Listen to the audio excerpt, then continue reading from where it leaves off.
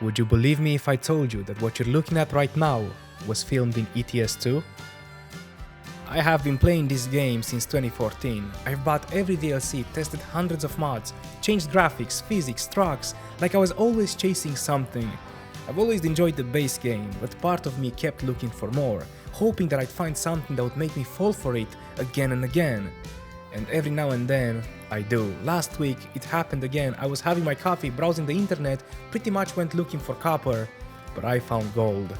What you're about to see might be one of the most impressive modded map experiences I've ever had in my 12 years of playing this game. I'm going to give you my honest review, and by the end of this video, you can decide for yourself if it deserves the same reaction from you. The map we're looking at is called Grand Utopia, created by a developer known as My Goodness. He's been building maps for ETS2 and ATS since like 2018, designing fully fictional worlds revolving around immersion. Now this map is not a real country, it's a semi-realistic European archipelago built from scratch and shaped to feel believable and alive. Since this is not an extension of an existing region, it doesn't have to recreate a specific place on Earth. It builds its own identity, its own geography and rhythm. Now, because of that, you approach it a bit differently. You don't have to compare it to what this place should look like in real life. You're discovering it like it's somewhere new. Grand Utopia is offered for free, supporting through Patreon under a voluntary model built on trust. This alone already tells me something about the philosophy behind this map, but philosophy aside, what really matters is how you feel once you start playing it, once you're behind the wheel. One of the first things that you'll notice, and I think truly defines Grand Utopia, is its one-on-one scale. I've always found these maps to be a humbling experience. In the base game, and the official DLCs of course, the scale compression is necessary. The cities have to be reduced, the distances are shortened, and the roads are made wide enough to accommodate gameplay. This feels different here. I love how the roads don't feel oversized. The towns don't feel condensed into a recognizable landmark. Instead, everything has room to breathe, but at the same time, nothing feels empty, if that makes sense. That density is consistent. They did a great job transitioning between residential to industrial areas and urban areas. Small villages feel compact but complete. And as a first, I feel like the highways are pretty fun to drive on. And like I said, because it's fictional, you're not mentally checking whether the building is accurate or the highway matches real life. You simply accept that the world is new and you accept it as it is. And that's where the immersion kicks in. The scale doesn't overwhelm you, instead it makes the short drives feel meaningful and the longer routes feel like an actual journey. And it's all very consistent. The world feels finished. There are no obvious filler areas or large empty stretches that feel like placeholders, right? We've seen that a lot and they're not fun. But every region here feels like it's intentional. The cities are very well structured, you'll see that if you end up playing it. The dense residential blocks, tight intersections, narrow alleyways that you probably shouldn't take a truck through, but you still want to try it, and you can. The way the roads connect feels deliberate, and you can sense the freedom they had when they were planning this. There's a logic on how the towns grow into each other, and the highways feed into smaller routes, like basically a tight European style, right? They force you to slow down and pay attention. Now don't get me wrong, nothing screams for attention, yet everything holds it, if that makes sense. Like, again, the map isn't based on real life, so you're not distracted by accuracy debates. I'm having a hard time expressing this, but that's just how I felt it. You're free to explore it as it is, like it's, its own universe, I guess. And that's what surprised me the most.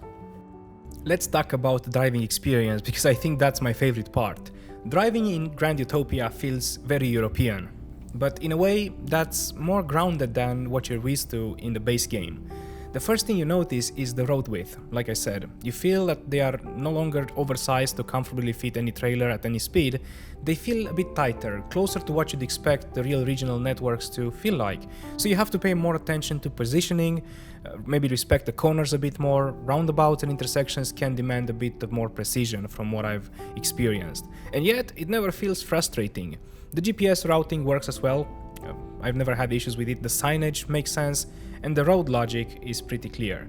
Now, smaller towns force you into narrower streets, obviously, and sometimes into spaces that make you question whether you should be there or not, especially with a trailer. But that's the that's part of the charm. It encourages exploration, even without the trailer attached. Feel free to explore these regions. Going between the buildings, you'll find some very fun paths that you can take. There are some side routes as well, compact, back roads, little connectors that don't exist just to serve a delivery point, but to make the network feel authentic. The result is a driving experience that feels deliberate, believable, and most importantly, fun. Now let's talk about the elephant in the room: performance. This is a weird one, in a good sense. Performance with this level of density, detail, and a one-on-one scale, you would assume it has to be a trade-off somewhere, right? Heavy cities, maybe micro-stutters, FPS drops in dense areas, but in my experience, it was the opposite. It ran incredibly smooth. I honestly don't understand how it maintains that level of stability. Granted, once again, I do play in a locked 60 FPS, so my game doesn't try to go beyond that, but it never dropped under, which it did happen with some other mods. As a reference, I also used graphic mods like PNG, Snowy Moon, reshades, 300% scaling. I was recording this. I feel like you don't even feel like it's a mod. There's no difference between this mod and the base game, and I really don't know how they did it, but the performance is great. I didn't encounter any game-breaking issues or bugs. There was one moment when I fell through a small crack in the ground, I'll show it to you here, which actually turned into a funny clip more than anything else, and I can't even confidently say that this is the map's fault, because it might have been another mod in my load order that broke it. Outside of that, the experience was flawless, very polished, and for a project of this scale, and considering the engine our game runs on, this level of stability is just impressive. So how does it compare to the other map mods? Well, comparing Grand Utopia to anything else is very tricky, because it doesn't fit in the same category as most map mods. In terms of overall quality, I place it at the Nordic Horizons DLC level. It absolutely stands shoulder to shoulder with the newer official content. That being said, comparing it to other map mods just wouldn't be fair. Even if you look at something like RPM, which is also built on a 1:1 scale, that aims for extreme realism, the comparison becomes a bit philosophical rather than technical. Let me explain. RPM is anchored to reality, right? They're bound to replicate a real region as faithfully as possible.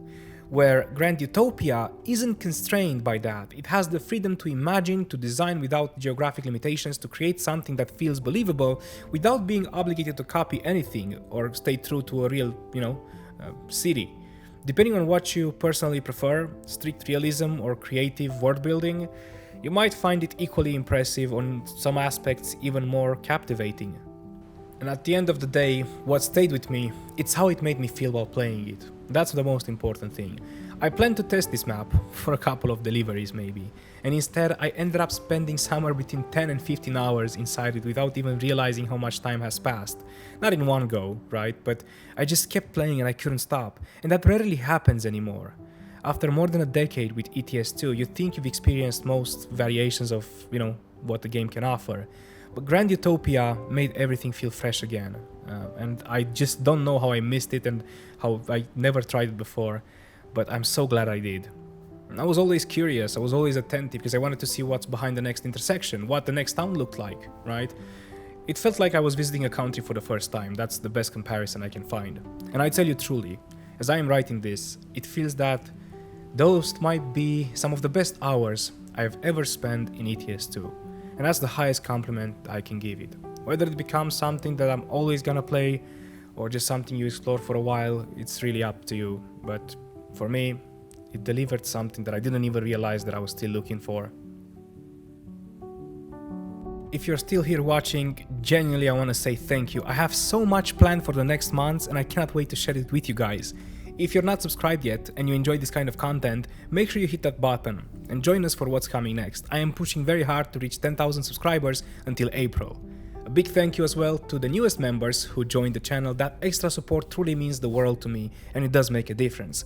It looks like 2026 is gonna be a massive year for the trucksim fans, with new content, new games, and new worlds to explore. So I'm grateful to have you along for the ride, and as always, until the next time, stay safe on the road and keep on trucking. Cheers.